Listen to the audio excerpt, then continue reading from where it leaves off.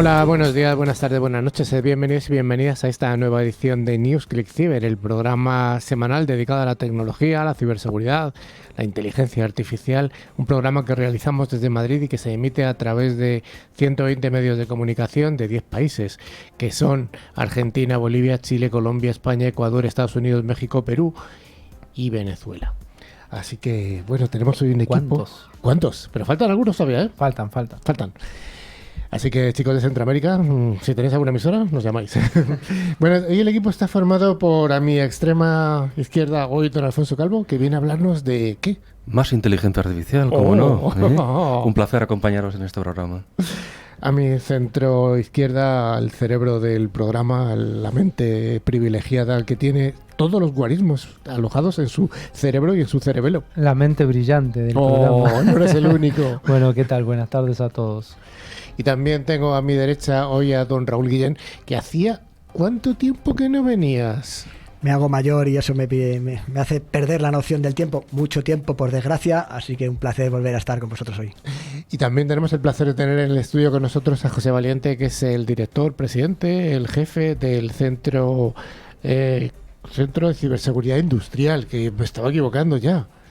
Pues muchas gracias, Carlos y compañía. Es un placer estar aquí con vosotros y espero poder compartir conocimiento y experiencia o aquello que me queráis preguntar. Venga, finalmente estoy yo, Carlos Dillo, y os proponemos que nos acompañéis durante los 50 minutos que tardaremos en llegar hasta el concurso final. También damos un cordial saludo a toda esa inmensa audiencia que nos sigue desde mientras realizan cualquier tipo de actividad, por ejemplo, hacer running en el Parque del Retiro o amasar pizza un viernes por la noche. Es divertido escucharnos mientras tanto. Durante toda la semana nos podéis seguir a través de las redes sociales, Twitter, LinkedIn, Facebook o nuestro email info@clickcyber.com. Además, recordamos y recomendamos visitar nuestra web llena de interesantes contenidos, clickcyber.com.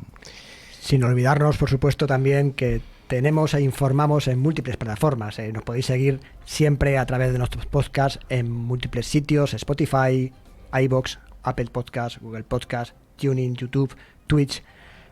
Tenemos vídeo, no recordar que estamos además grabando los programas recientemente, Amazon Music. Además, invitamos a todos los oyentes y escuchantes, como dice mi amigo Dani Vaquero, a suscribirse a cualquiera de las plataformas y animamos a darle like, que además nos ayuda a sentirnos más queridos. El amor. Qué importante que es. Para ello, como siempre, solo hay que buscar la palabra clave ClickCyber. Ahí está. Y una vez he hablado del amor y todas estas cosas que nos trae la primavera que está acabando, ¿qué contenido vamos a tener en el programa de hoy, don Carlos? Bueno, vamos a empezar diciendo que una semana como esta, pero de hace 127 años, en 1896, más precisamente el 2 de junio, Guillermo Marconi solicita la primera patente de la radio. Nosotros que somos gente de radio, esta noticia nos pone muy contentos, ¿no? Aunque, fue esto en un solo país y utilizando para su realización 14 patentes de, atención, Nikola Tesla, nada menos, o el que fue el verdadero inventor de la radio. Marconi realiza esta solicitud junto al español Julio Cervera en el Reino Unido. Seguiremos con nuestro índice del programa que cada semana nos trae Cato Networks, que es la solución que proporciona la plataforma SASE más robusta del mercado. La solución de Cato Network converge todas las funcionalidades de red y seguridad en una única consola, permitiendo simplificar la infraestructura de red y mejorando la seguridad, el rendimiento y la productividad. Hoy tendremos nuestras noticias habituales de cada semana, muy interesantes.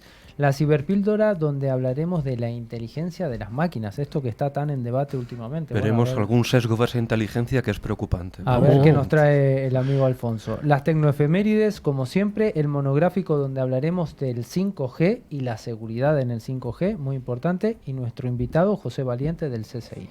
Bueno, pues vamos con ese primer bloque, el bloque de noticias, en este caso de ciberseguridad, y recomendamos a la audiencia que estén atentos porque la pregunta que vayamos a hacer al final del programa va a versar sobre algo de lo que contamos en el programa, así que es muy sencillo concursar. Vamos con esas noticias.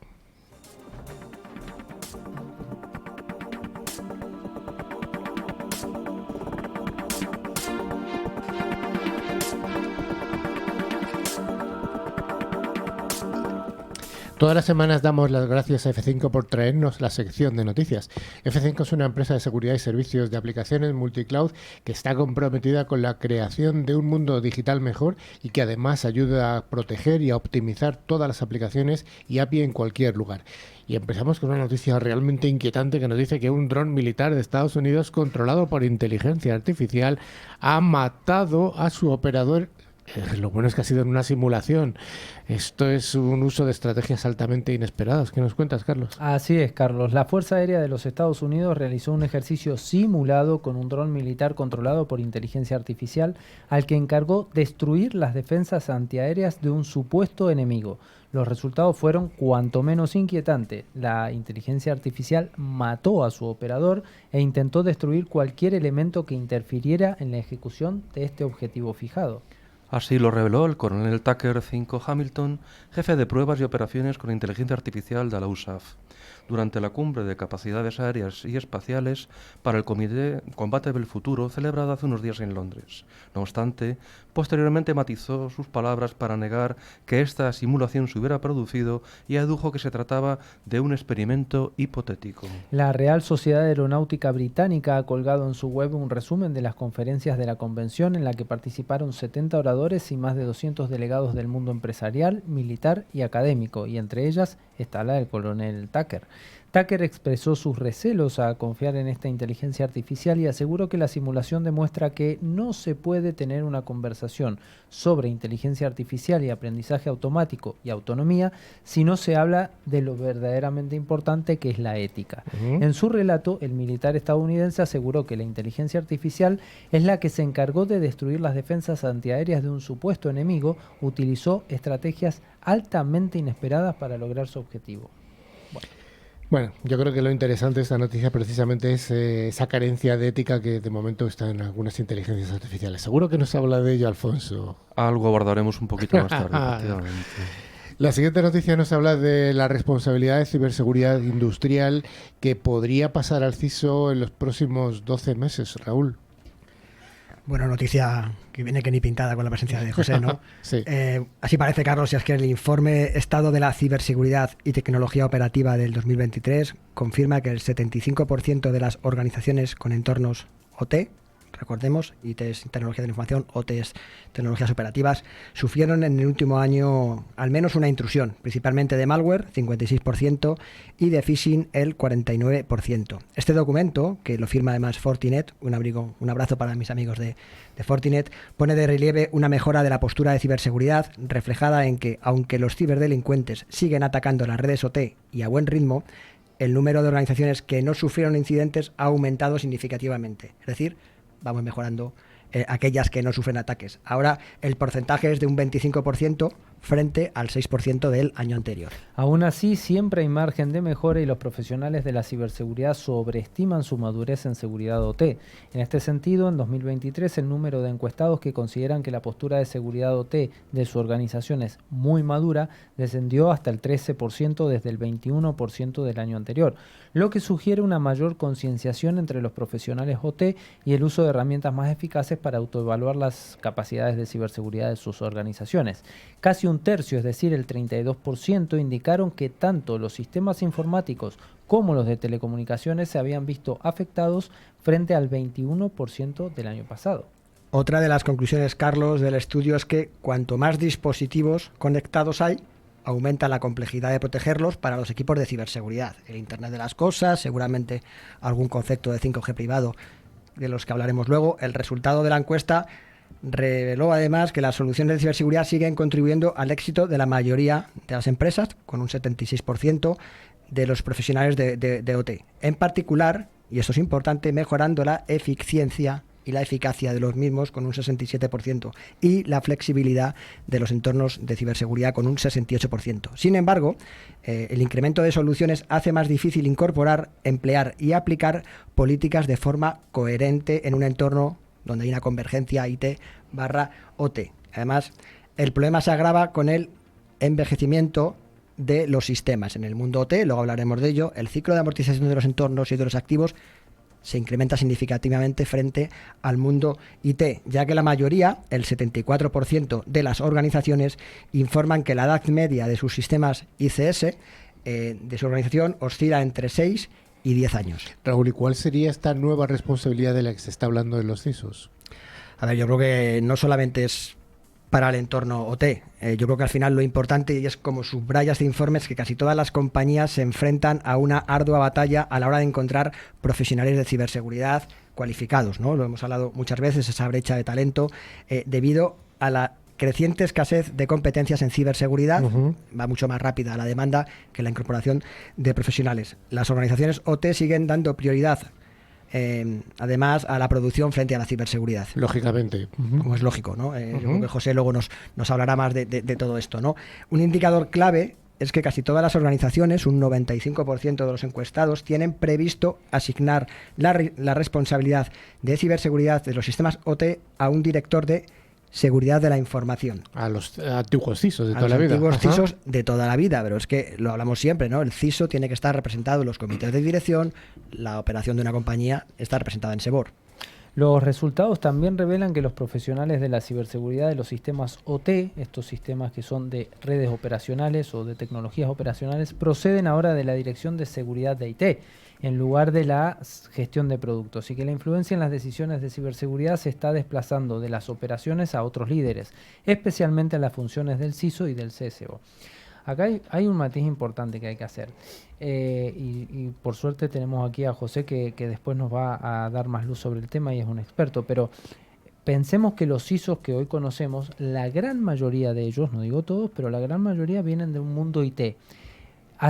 Colgarle ese peso, esa cucarda de encima, ponerles el OT encima, si no están preparados, por suerte tenemos muy buenos profesionales en el entorno, pero tienen que estar preparados o prepararse para entender que la dinámica y cómo se maneja un mundo industrial no es igual ni es extrapolable desde el mundo IT. ¿Sí? Claramente. Pero es que además el 75% de las organizaciones industriales de OT, como decía Raúl, han sufrido al menos una intrusión en el último año. Eso me parece, Alfonso, algo realmente tremendo. Devastador, efectivamente. Los equipos de redes IT están sometidos a una gran presión para adaptarse y ser más conscientes de la OT. A su vez, las organizaciones están en proceso de encontrar y emplear soluciones que implementen la seguridad en todo el entorno IT-OT para reducir el riesgo de seguridad general. Así se destaca en el informe Estado de la Ciberseguridad y Tecnología Operativa del 2023 de Fortinet, donde se desvela que este entorno sigue siendo el objetivo del cibercrimen y que cerca de cada una de 3 organizaciones OT fueron víctimas de un ataque de ransomware en el último año. El informe muestra que si bien las organizaciones OT han mejorado su postura general de ciberseguridad, todavía hay margen de mejora, explica John Madison, EVP de Productos y CMO en Fortinet. Bueno, ¿y qué pasa con las organizaciones industriales y su seguridad, Raúl? Bueno, las principales conclusiones del informe, y yo creo que aquí lo resume de una forma muy gráfica, son las siguientes. Los ciberdelincuentes siguen atacando a las redes OT a un ritmo elevado, mientras que el número de organizaciones que no incurrieron en una intrusión de ciberseguridad mejoró drásticamente en ese dato de año a año, ¿no? Year to year, que dicen los americanos, del 6% del 2022 al 25%, como decíamos antes, del 2023. Obviamente todavía hay un amplio margen de mejora. Pero además, Raúl, a lo que comentas, pensemos que hace apenas unos minutos hablamos de que los profesionales de la ciberseguridad sobreestiman su madurez en la seguridad OT. En 2023, este número de encuestados que consideran que la postura de seguridad OT de su organización es muy madura, descendió hasta el 13% desde el 21% que había dado el año anterior, lo que sugiere una mayor concienciación en los profesionales OT y en el uso de herramientas que realmente están poniendo de manifiesto cuáles son las verdaderas capacidades de respuesta que tienen ante diversos incidentes que pudieran ocurrir en las organizaciones. Todo esto además se transforma drásticamente en el momento en el que hay una explosión de dispositivos conectados. Esto pone en relieve la complejidad de los retos a los que se enfrentan las organizaciones en el mundo OT.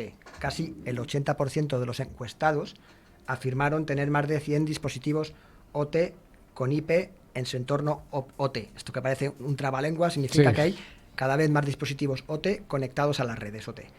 Lo que pone en manifiesto el importante reto que supone para los equipos de ciberseguridad proteger un panorama de amenazas en constante expansión. El panorama se está expandiendo de forma drástica. La alineación de esta seguridad OT bajo el CISO es un buen augurio para el sector, aunque casi todas las organizaciones se enfrentan a lo que ya decíamos, ¿no? A una ardua batalla a la hora de encontrar profesionales de seguridad que estén cualificados para atender no solo a la parte IT, sino también a la parte OT, debido a la creciente escasez de competencias que hay en el mundo de la ciberseguridad. Bueno, pues hasta aquí esta introducción a lo que luego seguramente nos podrá contar José.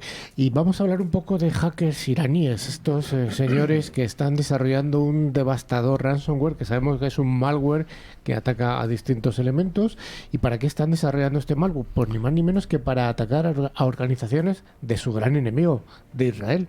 Es una guerra eterna que va adquiriendo nuevos frentes. En este caso, el grupo responsable de este devastador ransomware se conoce como Moneybird y se ha establecido una conexión con Irán. Está claro que el nuevo contexto geopolítico ha modificado las tendencias de los ataques, alumbrando nuevos grupos hacktivistas. En el mundo actual, los ataques cibernéticos se han convertido en una preocupación creciente para las organizaciones y países de todo el mundo. Como siempre decimos, estas incursiones maliciosas pueden tener graves consecuencias, comprometiendo la seguridad de los datos y causando daños económicos significativos. En este contexto, el reciente descubrimiento de un nuevo ransomware desarrollado por delincuentes iraníes y dirigido específicamente a organizaciones israelíes ha generado una gran preocupación en todo el ámbito de la ciberseguridad. El grupo responsable de este devastador ransomware se conoce como Moneybird y se ha establecido una conexión con Irán. Según los expertos del equipo de respuesta a incidentes de Checkpoint, este grupo ha utilizado su malware malicioso para llevar a cabo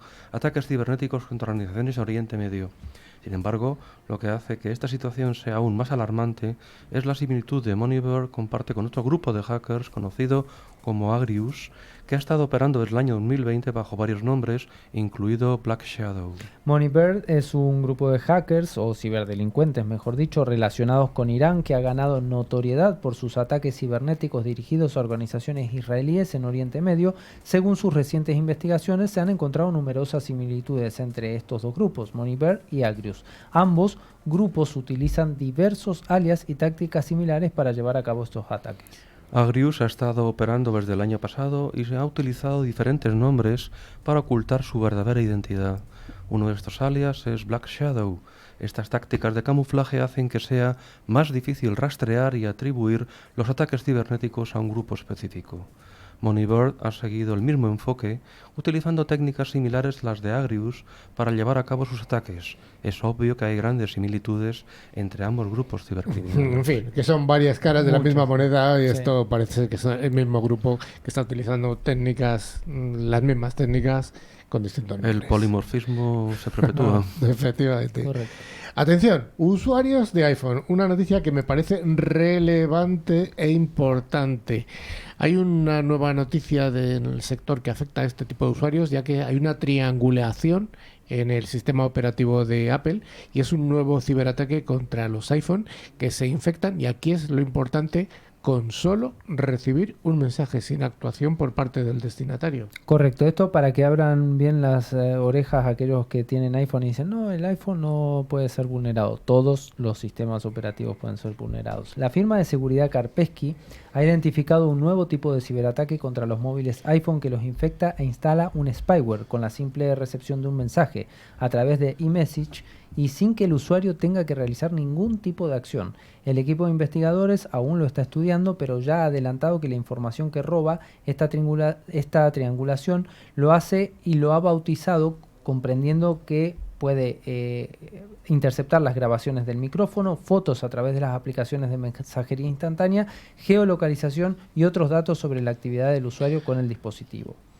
Tremendo, es que aunque se ha descubierto ahora, el malware está circulando al menos desde el año 2019, por lo que el número de dispositivos infectados podría ser realmente significativo. A comienzos de este año se detectaron una actividad inusual mientras se monitoreaban la red corporativa de Kaspersky, que ha sido los que han descubierto este malware, y ha sido proveniente de terminales iPhone de los propios empleados de la compañía, que se correspondían con posiciones intermedias y también con posiciones altas. Dada la naturaleza cerrada cerrada del sistema operativo de Apple que todos conocemos, los investigadores no disponían de herramientas para analizar directamente los dispositivos. Por este motivo decidieron crear copias de respaldo para examinarlas offline con una herramienta externa, Mobile Verification Toolkit, que permite realizar un análisis forense de dispositivos iOS y Android.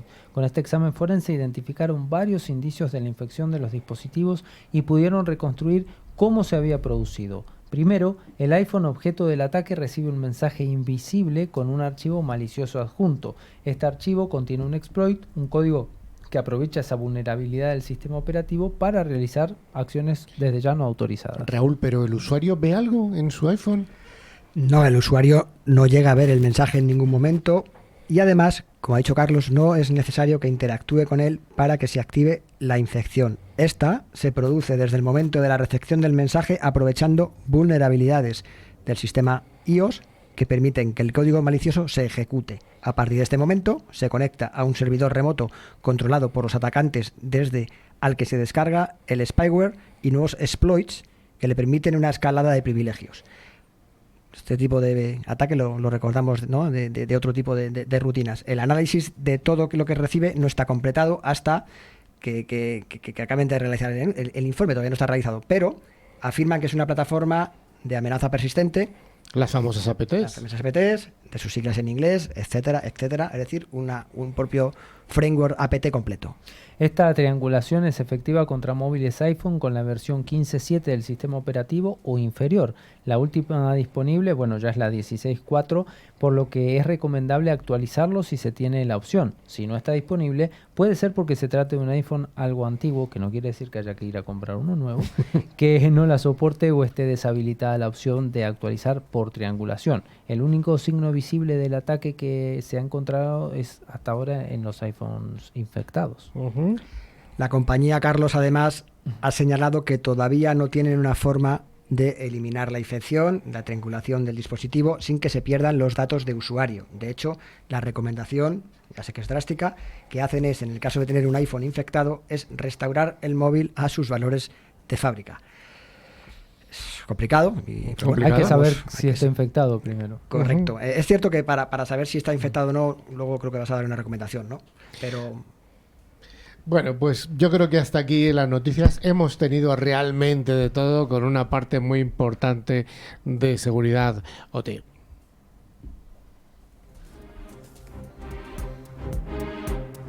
La ciberseguridad es uno de los sectores más pujantes de las tecnologías de la información. Si te interesa estar al día de los ciberataques y de cómo defendernos, escucha cada semana a Carlos Lillo y su equipo de expertos en NewsClick Cyber.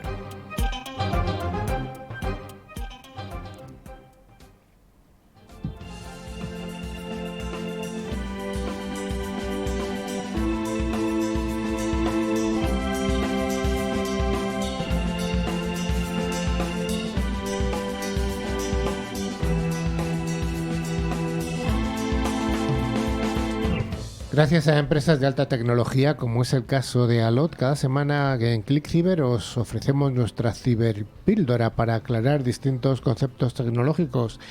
Recordamos que Alot es la solución tecnológica que asegura el rendimiento de las aplicaciones más importantes. Y hoy nuestra ciberpíldora, como está de la mano con nuestro amigo Alfonso, va a tratar de su tema preferido, uno de sus temas preferidos, porque tiene más.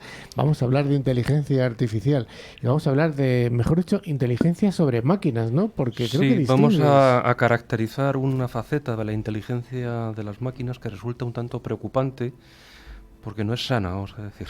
Entonces, empezamos hablando de casi algunos de los que hicieron nacer la informática. Como... Sí, realmente nos tenemos que remitir a Alan Turing en la década de los 50, que construyó un experimento para evaluar si una máquina, hoy sería una inteligencia artificial, tiene capacidad de imitar a la perfección la respuesta de un humano a una pregunta. En el test de Turing original, una persona interactúa con dos interlocutores ocultos, un humano y una máquina. Una persona actuando como juez hace las mismas preguntas a ambos, y si no es capaz de identificar cuál de los dos es la máquina, se considera que ésta ha superado el test y que por tanto su inteligencia es equiparable a la humana. Es interesante este test. A pesar de que este test ha sido criticado por algunos científicos, puesto que consideran que tiene importantes limitaciones, como el hecho de que analiza solamente la capacidad de comunicación y no otros aspectos que también forman parte de la inteligencia humana, lo cierto es que constituye una piedra angular en el campo de la inteligencia artificial y que se ha necesitado más de 70 años para que una máquina consiga superarlo. Efectivamente, yo creo que hay ciertas partes que se escapan de este test. Por ejemplo, la visión de un rostro, que efectivamente, hombre, si estás el rostro, si es una máquina, evidentemente ves que es una máquina. Hace 70 años los ordenadores eran muy limitados, Sí, tarjetas perforadas y poco más, no se podía plantear otro tipo de interfaces, pero bueno, entendemos que se desarrollarán cada vez pruebas más sofisticadas para abordar otras facetas de la inteligencia. Entonces, hoy en día, efectivamente, la prueba es claramente superada por algunas de los modelos de procesamiento del lenguaje natural, como Lambda de Google o el caso de ChatGPT. Pero la cuestión que aquí traemos es que si reflexionamos sobre este test nos daremos cuenta de que está construido sobre un engaño. Y esta es la base de nuestra discusión a día de hoy. ¿Es un engaño? El engaño. Ahí vamos. El objetivo de la máquina no es pensar como un humano, sino engañarlo. Claramente es una prueba pensada en cómo engañar a un humano, haciéndole creer que se encuentra ante otro humano. Y ya, digamos, la prueba es, en ese sentido, sesgada por su propia concepción. El engaño es la base del modelo generativo más conocido de Deep Learning, las redes antagónicas generativas, de las cuales son famosos ejemplos Midjourney o DALL-E. Si nos centramos en ChatGPT, no debemos obviar que está preparado para responder siempre. Otra cosa distinta es que el acierto sea la respuesta que está dando. Bueno, pero cualquier humano, tú le preguntas algo y puede que acierte o no, o sea que tampoco es nada nuevo. Sí, es decir, que en ese sentido ambos, pero el hecho de que un programa de ordenador no sea consciente si está en lo cierto o en lo falso. De hecho, yo le pregunté recientemente a ChatGPT si distinguía la verdad de la mentira y me dijo que no, claramente, que él no la podía distinguir. Entonces, eso genera un problema que vamos a hablar a continuación, precisamente. Pero entonces, fíjate que recientemente, esta semana pasada, estuve con unos amigos, alguno está presente incluso en esta mesa hoy, y estuvimos tomándonos unas cervezas y estábamos con parejas en plan totalmente extendido y empezamos a hacernos preguntas tan chorras como ¿en qué país del mundo se tomaba más dulce de leche? Bueno, parece obvio que era Argentina, pero hicimos otras preguntas sobre qué país del mundo consumía más vino, que ya no es tan obvio, ¿no? Y tiramos de ChatGPT, evidentemente, ¿no? Con respuestas muy curiosas. Claro, el problema es que cuando el usuario final, que no es un experto generalmente, le pregunta a ChatGPT, nosotros tendemos a engañarnos al creer que va a aportarnos una solución a todo aquello que le preguntemos. Es decir, solemos asumir la posición de que todo lo que nos está contestando es cierto, cuando realmente lo que sucede es que el programa no puede distinguir entre lo que es cierto y no lo es. Pero como su algoritmo generativo lo que intenta es satisfacer nuestra pregunta, pues se va a acercar lo máximo posible a la respuesta que encuentre, aunque no sea precisa o cierta realmente. Entonces, si como usuario no verificas todos los datos que te da el programa, tienes la posibilidad de realmente meterte en un lío, como le ha ocurrido a un abogado en Estados Unidos que presentó una docena de casos ante un juez, y esos casos no existen. No existen. No existen. Es la primera vez en la historia que un juez se encuentra ante la situación de que un abogado humano le ha presentado unas referencias que son falsas. Entonces, el juez ha llamado al abogado para hablar un poco sobre el tema. Porque el abogado le preguntó a ChatGPT, ¿pero todo esto que me estás contando es cierto? ¿Y qué respondió ChatGPT? Sí, es cierto. Porque intenta satisfacernos, ¿vale? Si tú le dices, no es cierto este ejemplo, bueno, puede que no sea bueno, pero te doy otro. O sea que ChatGPT podría ser tranquilamente equiparable a muchos votantes, ¿no? Que no saben distinguir la verdad de la mentira. Esa es la cuestión, es que somos nosotros los que nos engañamos al creer que va a aportarnos una solución para todo. Pero esto tiene un nombre técnicamente y es que esto es una psicopatía, realmente. Es decir, lo que nos enfrentamos aquí es a un programa que es psicópata.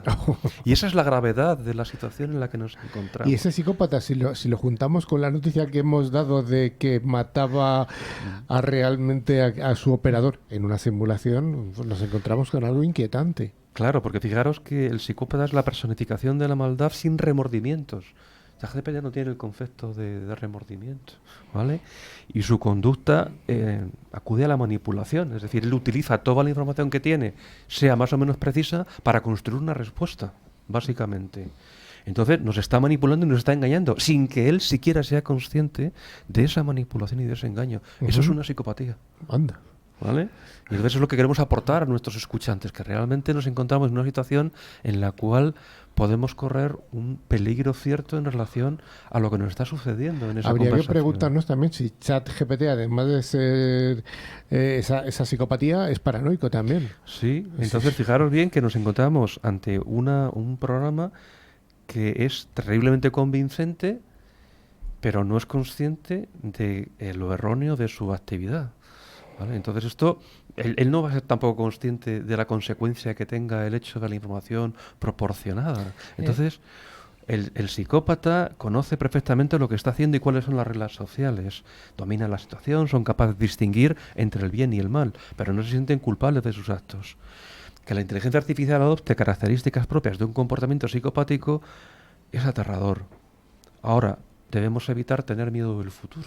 Bueno, una de las cosas que se están debatiendo últimamente es esto, ¿no? De que si la inteligencia artificial podría reemplazarnos. Yo creo que ahí está la clave, que la inteligencia artificial, ChatGPT, que es lo más conocido hoy en día, no tiene conciencia, cosa que los seres humanos claro, sí no la tenemos. tiene, ese es el problema, es decir, que dialoga con nosotros como si fuera consciente, pero en realidad el programa carece de ese elemento de conciencia.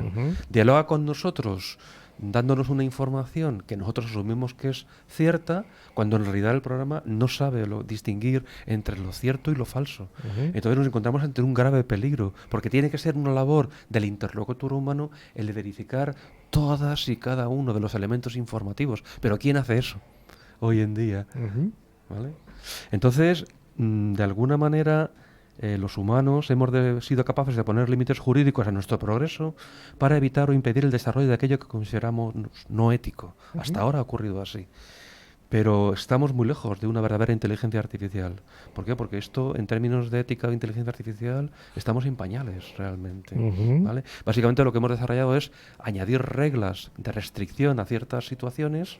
Por ejemplo, dices, no matar a un ser humano. ¿Vale? Es una regla que puede estar ahí. Asimov, ¿no? Claro, pero luego lo que sucede es que en el contexto de la simulación el militar le ha dicho, destruye todo aquello que puede impedir que la misión se realice. ¿Y cuál de las dos reglas es más importante? ¿El de destruir todo aquello que impide la misión o no matar a un ser humano? Pues es más importante para el militar conseguir que realmente la misión se lleve a propósito. Con lo cual, si tiene que matar a un ser humano que le está impidiendo alcanzar la misión, lo mata. Básicamente es lo que ha sucedido. Un conflicto de reglas donde la más importante ha primado y lo importante es la misión, no el ser humano. Bueno, pero ahí en la misión el ser humano podría ser un enemigo. Sí, no necesariamente generalmente el un ser aliado. humano es un enemigo, pero lo que ocurría en esta simulación era que el humano que estaba supervisando la simulación estaba modificando la estrategia del programa de inteligencia artificial, con lo cual él se estaba sintiendo, entre comillas, atacado. Era una excepción Entonces de se la convirtió regla en un general. enemigo en ese Ajá. momento, porque estaba modificando su comportamiento. ¿Por qué? Porque el instructor humano no sabía muy bien por qué el programa estaba realizando eso. Con lo cual estaba intentando llevar a términos humanos la lucha, pero el programa estaba haciendo la lucha en términos Matemáticos. extrahumanos. Claro, un algoritmo. Claro, es un algoritmo, ¿me entendéis? Entonces, como el humano quería llevar al programa en términos humanos, el algoritmo decidió saltárselo directamente. O sea, que tú auguras que todavía estamos lejos de esa inteligencia. Estamos en pañales y es muy preocupante. ¿Por qué? Porque realmente los encontramos en unos programas que son extraterrestres en el sentido de que son no humanos. Es decir, la primera inteligencia extraterrestre que hemos descubierto es la inteligencia artificial. ¿Vale?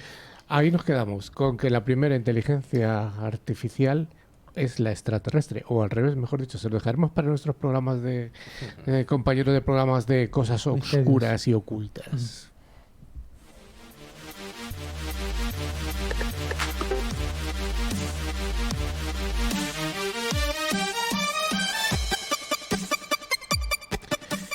Como en todos los ámbitos, en la tecnología, en la ciberseguridad, en la inteligencia artificial, todos los días pasan cosas importantes y es por eso que hoy, gracias a Trend Micro, quien lidera la protección de entornos industriales, además de dar una adecuada seguridad a los equipos legacy con su tecnología de Virtual Patching, de la que hablamos la semana pasada, hoy vamos a recordar algunas de estas efemérides que ocurrieron una semana como esta, pero hace bastantes años. Y para eso vamos a recurrir una vez más al cerebro privilegiado, a esa mente que tiene todos los guarismos dentro de su cráneo. Don Carlos Valerdi, ¿qué ocurrió una semana como esta en el año 2012? ¿Nos acordamos todos del IPv6? Bueno, se realiza el lanzamiento mundial. Bueno, el segundo o tercero o cuarto lanzamiento mundial, esta vez con la intención de dejar IPv6 habilitado de forma permanente en todos los sitios que han participado en este proyecto. El evento fue anunciado como "esta vez va en serio". Bueno, todavía lo estamos esperando 11 años después. Lo dejo ahí. Bueno. Ya hablaremos del tema. ¿Y qué más pasó? ¿Algo más lúdico? En 1984, un tal Alexei Pajitnov de la Unión Soviética publica su juego llamado Tetris. ¿Se acuerdan del Tetris? ¿Quién no lo ha jugado?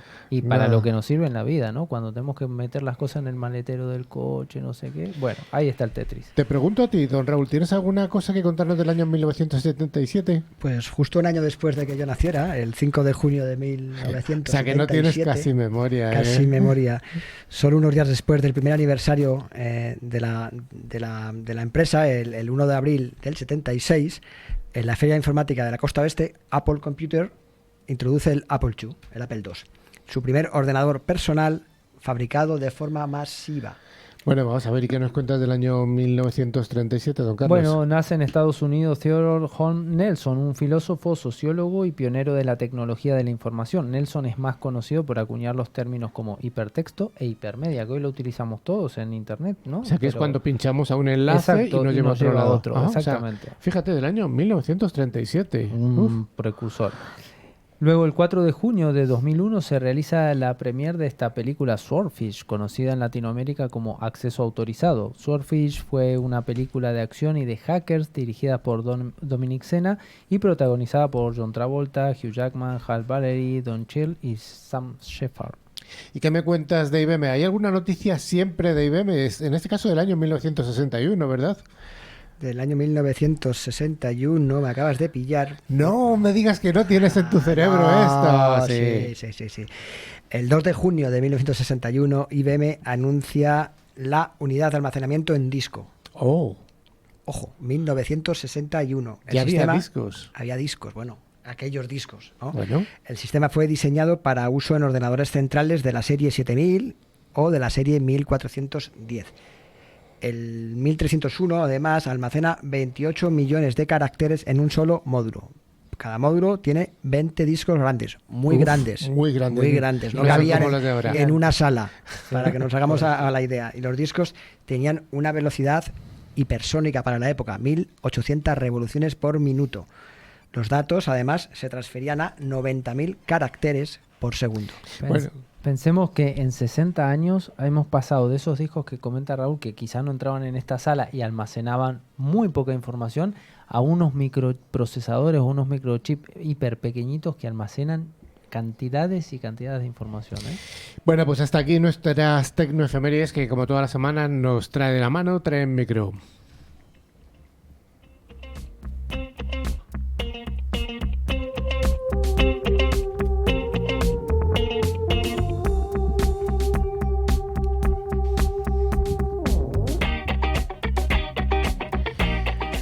La firma de ciberseguridad Forcepoint es la encargada de traernos cada semana nuestro monográfico. Forcepoint, recordamos una vez más, que es el fabricante líder de seguridad convergente que tiene un amplio catálogo de soluciones, lógicamente, de ciberseguridad. Y hoy vamos a hablar del 5G, esta tecnología que está revolucionando el mundo de los móviles. ¿Qué nos puedes contar de 5G, don Carlos? Vamos a ir rápido, Carlos. Mira, en telecomunicaciones 5G son las siglas utilizadas para referirse a la quinta generación de tecnologías de telefonía móvil. Es la sucesora del 4G, la cual provee conectividad a la mayoría de los teléfonos móviles actuales. De acuerdo a la asociación GSM, para 2025 se prevé que las redes 5G contarán con más de 1,7 mil millones de suscriptores en todo el mundo. Como su predecesor, las redes 5G son redes de celdas cuya área de servicio está dividida en pequeñas regiones geográficas que llevan como nombre celdas. La ventaja más destacable de esta tecnología es que soportará mayor ancho de banda, lo cual se traducirá en mayores velocidades de descarga que pueden superar hasta los 10 gigabits por segundo. Debido al mencionado incremento, se espera que estas redes no solo sean utilizadas por teléfonos como ocurre en las redes de telefonía actuales, sino que además se puedan emplear para usos generales en el ordenador de escritorio, en portátiles, en el mundo IoT, OT y demás. Bien, esta introducción, que ya es una realidad del 5G, no es algo del pasado, sino que ya hay muchas redes en España, sin ir más lejos, todos los grandes operadores tienen desplegadas redes 5G, y supongo que en Latinoamérica habrá ciertas implantaciones también. Hablamos de la velocidad de transmisión de este tipo de dispositivos móviles o incluso fijos, pero también hay aplicaciones en el mundo industrial o en el mundo del Internet de las cosas. Raúl, ¿cómo lo ves esto tú? Al final, lo que está haciendo 5G es democratizar el acceso de banda ancha a entornos donde no llegábamos con redes cableadas. Es cierto que es una tendencia utilizar 5G en multitud de entornos industriales o entornos operacionales. Imaginemos grandes campas de transporte, puertos marítimos, por ejemplo, redes de distribución eléctrica, etcétera. Con lo cual, lo que está haciendo 5G también es acelerar los procesos de conexión desconectado, unwise, sin cables, en entornos masivos, sobre todo en entornos empresariales de 5G privado.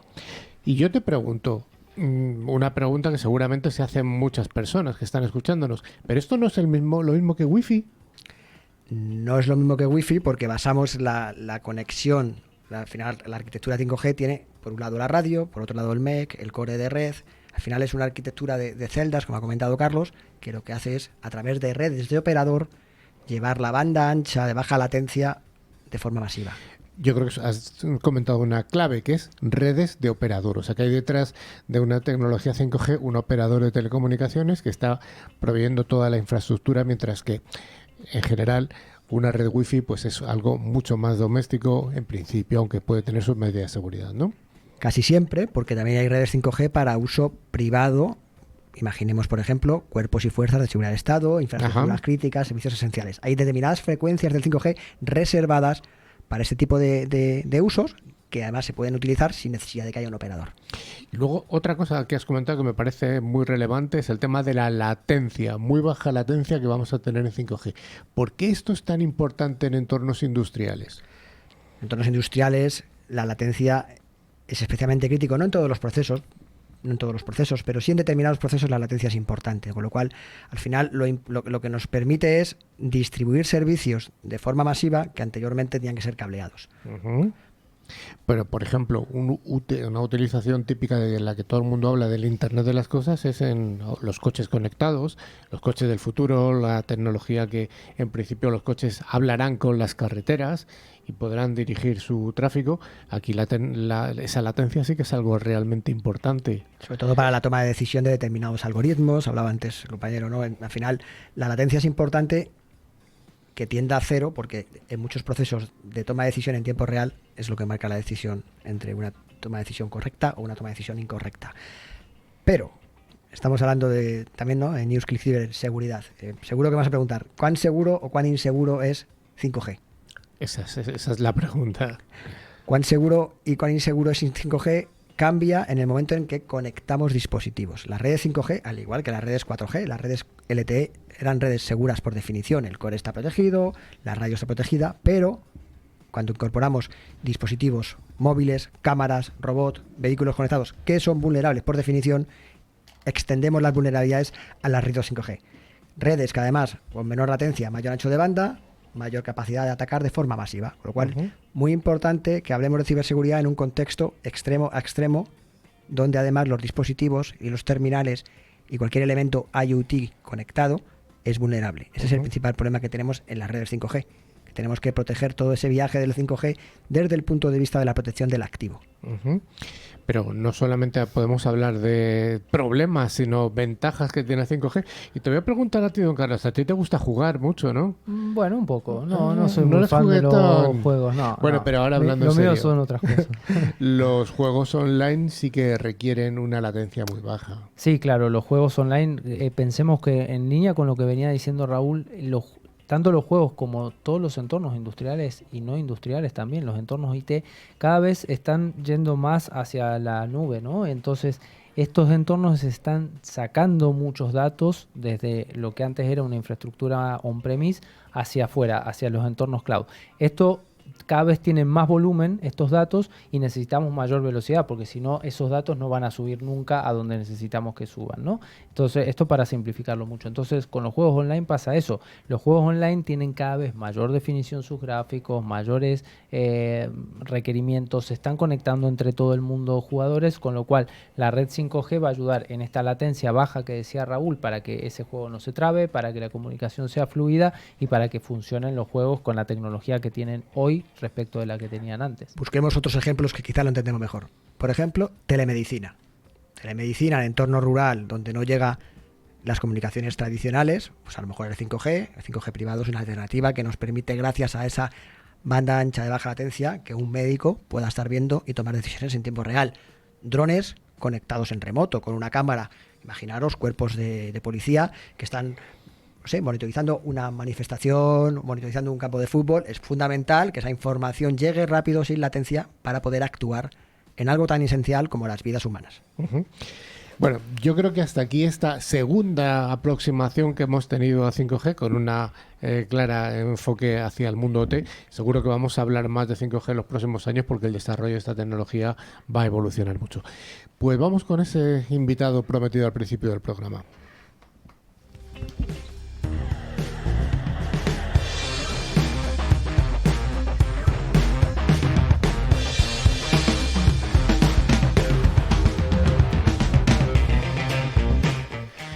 Como comentábamos, está con nosotros don José Valiente, que es el directivo máximo del CCI, que es el Centro de Ciberseguridad Industrial.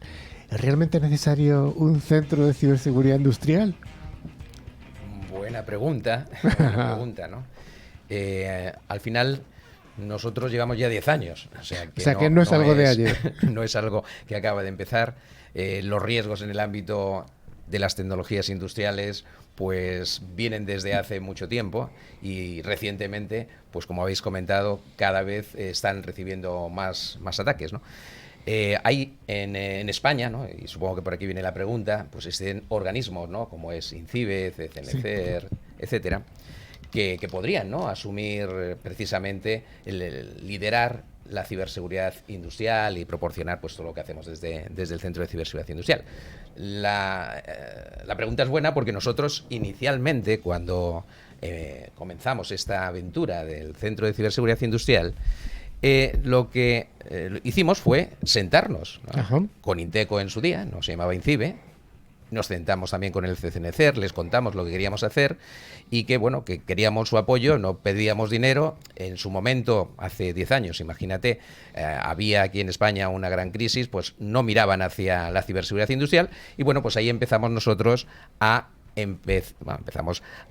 elaborar documentos específicos sobre la materia, a crear un ecosistema, a incluso también, pues como hacéis vosotros, ¿no? Comunicar a nuestro ecosistema cuáles eran estos riesgos y decidieron no avanzar, ¿no? en la ciberseguridad industrial. Nosotros ya nos hemos convertido en un centro que va más allá de España. Somos un centro que tiene presencia en muchos países de Latinoamérica, igual que vosotros pues tenéis muchos oyentes en países de Latinoamérica, pues nosotros tenemos muchas actividades, un ecosistema, yo creo que del entorno de los 2.000, casi 3.000 miembros en Latinoamérica. Y bueno, pues creo que ahora la ciberseguridad con el centro pues está consiguiendo llegar a más rincones, no es algo que se queda en un único espacio, ¿no? 10 años de evangelización, que entiendo que ya han tenido sus frutos. Sí. ¿Cómo ha evolucionado realmente la ciberseguridad industrial en este periodo? ¿Realmente ahora hay mucha más conciencia por parte de las empresas industriales? Bueno, pues lógicamente, y me gustaría decir que nosotros hemos puesto un grano de arena muy grande, pero bueno, una roca, pero realmente lo que impulsa y lo que hace que las organizaciones se tomen muy en serio la ciberseguridad en este ámbito son los incidentes que están sufriendo, ¿no? Es quizá el gran detonante. Nadie aprende en cabeza ajena. Efectivamente, y hasta que no sufrimos un incidente no nos damos cuenta, aunque le pase al vecino. Entonces ahí es donde realmente ha hecho que esto pues realmente se vea como una situación de la que hay que preocuparse y gestionar el riesgo en las organizaciones. Lo bueno que aporta el Centro de Ciberseguridad Industrial es que desde hace 10 años pues hemos venido preparándonos, ¿no? Preparando, pues por ejemplo, documentos que ayudan a crear mediante una guía, un proceso de ciberseguridad en el ámbito industrial, cómo hacer un diagnóstico, cómo hacer una evaluación de madurez, cómo llevar a cabo la operación la respuesta a incidentes, es decir, crear un SOC industrial. Bueno, pues todo eso ya está preparado. Ahora ya tienen el problema, se dan cuenta de lo que supone y ahora pues es más fácil para ellos, están dentro de nuestro ecosistema, ¿no? Uh-huh. Dentro de las actividades que hacéis en el CCI, tenéis una serie de eventos anuales o varios al año. ¿Puedes comentar un poco cuál es la naturaleza de este tipo de acontecimientos? Pues mira, nosotros celebramos varios encuentros locales en España, principalmente, pues los celebramos a nivel regional. Este año, por ejemplo, hemos estado en Cataluña, hemos estado también en Aragón. Vamos a estar mañana en Londres, vamos a celebrar ahí nuestro primer encuentro de la voz de la industria de Reino Unido.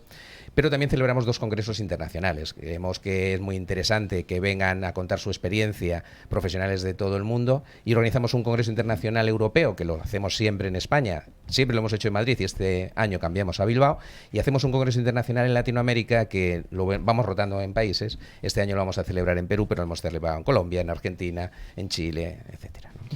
José, comentabas que tienen un grupo bastante grande de gente, con lo cual tienen un ojo y ven muchas cosas. ¿Qué opinas de lo que comentamos al principio del programa, esto de que la ciberseguridad OT caiga debajo del CISO tradicional, ¿no? Pues mira, nosotros hemos hecho bastantes estudios. Esta mañana me sorprendía porque ayer envié a uno de nuestros miembros varios estudios que hemos realizado. Dijo, pues sí que hemos hecho estudios. Bueno, pues en casi todos los estudios lo que nos encontramos es que la responsabilidad de gestionar este riesgo recae en la parte de IT. Principalmente el CISO sí lo hay, muchas organizaciones industriales no tienen CISO y recae pues en el responsable de IT, en el 75%, aunque hay un 25 o un 30% donde se está asumiendo por la parte del área de OT. ¿Cuál es en vuestra percepción, cuál es la mayor carencia que hay en las empresas de entorno industrial respecto a la ciberseguridad? Si tuvieras que nombrar una. Sí, pues mira, la principal carencia es que son entornos muy difíciles donde tú puedas actuar. No puedes aplicar la ciberseguridad como la aplicaríamos en un entorno IT. Entonces tienes que aplicar medidas compensatorias. Entonces yo creo que ahí es donde está la clave, tener en cuenta que es un entorno donde no podemos afectar. Ya lo comentabais, ¿no? El 5G, por la latencia, es un entorno donde la red tiene que ser muy determinista y no puedes afectar, ¿no? Porque podrías alterar el proceso. Entonces, esa es la clave, ¿no? Aplicar medidas compensatorias, donde no puedes aplicar, por ejemplo, una actualización de parches, tienes que establecer un control de acceso físico o un control de acceso en la red para evitar que ahí se pueda llegar. Uh-huh. Y ya para acabar, porque se nos está acabando el tiempo, sí que me gustaría preguntarte cuál es el próximo evento que vais a realizar en España. Hemos hablado del de Bilbao, el gran evento que vais a tener en España, que es en otoño. Bueno, el que vamos a celebrar es en octubre. Del 3 al 5 de octubre, y lo haremos en este caso en Bilbao. Va a tener una presencia importante el Centro Vasco de Ciberseguridad, porque bueno, pues es una muy buena y estrecha relación la que hemos mantenido en estos pocos años que llevan de existencia. Un saludo para nuestro amigo Dieguez. Exacto, para don Javier Dieguez. Y lo vamos a celebrar en Bilbao. Creo que en lo que es el País Vasco tiene una industria muy, muy importante y tiene mucho sentido que hagamos allí nuestro próximo Congreso Internacional. Pues yo creo que de cara al otoño, si nos permites, te volveremos a invitar, porque yo creo que va a ser interesante que nos cuentes cómo ha sido la evolución de este evento, porque yo creo que es algo realmente relevante, no solo para España, sino también, por supuesto, para Latinoamérica. Muchas gracias, José. Nada, encantado de estar con vosotros, un placer.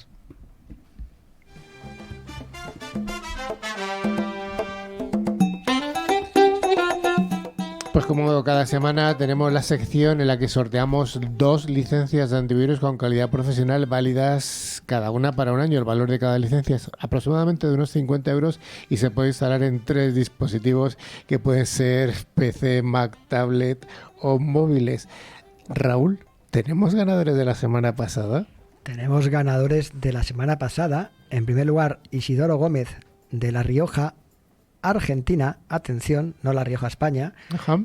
Lo que tiene tener oyentes de otros continentes y otros países. Sí. Y también Elena Pardo de Murcia, España. Un saludo para los murciánicos, que ahí están. Que tenemos además una audiencia muy grande en Murcia. Ujú. Y la pregunta de esta semana, don Carlos Valerdi, que hemos dicho a la audiencia que estuviera atenta. Que estuvieran atentos. Le vamos a preguntar a la audiencia que nos diga mejor alguna de las efemérides que hemos mencionado hoy que tenga que ver con un videojuego. Ah, qué fácil. Es fácil, pero Es bueno, muy hay que fácil. ver si han estado atentos. Así que bueno, para participar, solamente enviarnos un mail a info@clickciber.com indicando el nombre y la localidad. Ajá. Bueno, pues ya sí que sí, en ClickCiber estamos llegando al final de este programa, que estamos ya en el programa número 17 de la temporada número 10. Así que, ¿hay alguna cosita además que queramos resaltar? Sí, ¿no? Antes de despedirnos, recordamos que a través de nuestra web clickciber.com se puede acceder a nuestra revista digital, que prontito sale la nueva edición, si Dios quiere la semana que viene, ver las fotos, otros contenidos de interés, entre ellos los informes que estamos poniendo ahora en la web y nuestro centinela de la red. Y también pueden seguirnos a través de todas nuestras redes sociales, Twitter, LinkedIn o Facebook. Finalmente, recordamos que a través de todas las plataformas de podcast pueden escuchar tanto este como los programas anteriores que están disponibles en iBooks, Spotify, TuneIn, YouTube, Twitch, Amazon Music, buscando la palabra clave ClickCiber y dándole a like si os ha gustado el contenido. Hombre, esperamos que sí, ¿no, Raúl? Que les haya gustado. ¿Cómo no? ¿Cómo no? Les tiene que encantar. Y además esperamos tú que tienes que volver más pronto al programa. Vamos. En breve. Que nos están describiendo tus fans. Y Raúl Guillén, que no viene. Bueno, pues muchas gracias a toda la audiencia, a Alfonso, don Carlos Valerdi, Gracias. Raúl, José, muchas gracias y hasta la semana que viene y síganos por las redes sociales, por nuestra web, que ahí estamos siempre. Adiós.